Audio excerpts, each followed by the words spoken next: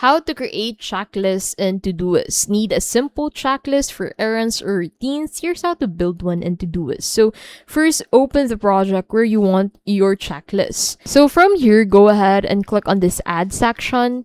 Name the sections. For example, this would be the errands. So name it.